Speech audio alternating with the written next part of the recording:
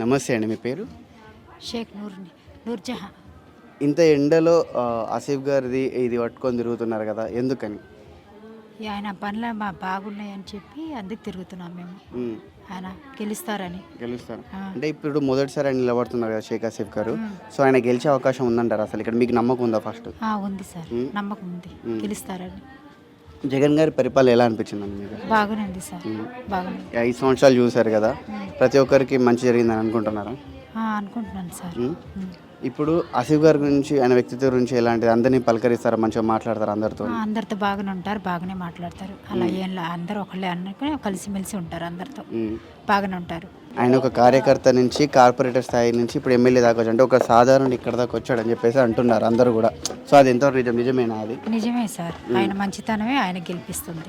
అది ఆయన మంచితనం ఇక్కడ దాకా తీసుకొచ్చింది, ఇక్కడ దాకా తెచ్చింది అనుకుంటా నేను.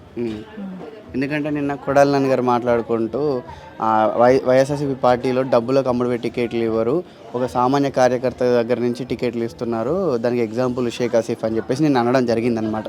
సో అందుకోసమే అడుగుతున్నా, నిజంగా ఆయన ఒక సామాన్యుడైనా, సామాన్య జీవితం నుంచి వచ్చిన వాడైనా? సామాన్య జీవితం వచ్చినా కానీ ఆయన ఏదో అంటారు, అవన్నీ ఏం లేదు, మామూలుగా అవన్నీ అభివృద్ధి చేసే వ్యక్తి అంటారు. చేశాను. అమ్మ మీ పేరు? నా పేరు అస్మాత్. ఎందుకు జెండా పట్టుకొని ఇంత కష్టపడుతున్నారు? ఆసిఫ్ గారి కోసమా? ఆసిఫ్ గారి కోసం. ఎందుకు? ఆయన గెలిస్తే ఏమొస్తుంది మీకు? అందరూ సాయం చేస్తారుగా, పింఛన్ వస్తుంది, ఏంటి అమ్మ ఒడి వస్తుంది, 18,000 వస్తున్నాయి. అంటే ఇప్పుడు ఖచ్చితంగా ఆసిఫ్ గారు గెలిస్తే ఇంకా అభివృద్ధి జరుగుద్ది అనుకుంటున్నారా? జరిగింది. ఇల్లు ఆగిపోయిన ఇల్లు వస్తాయి. అది ఇప్పుడు జగన్ గారి పరిపాలన ఎలా అనిపించింది? బాగుంది. బాగుంది, బాగుంది. సో మళ్ళీ ఇప్పుడు ఆసిఫ్ గారు మొదటిసారి నిలబడుతున్నారు, గెలిచే అవకాశం ఉందా? ఉంది, ఖచ్చితంగా ఉందంట. సో అందుకే మీరు కష్టపడుతున్నారు. అవును.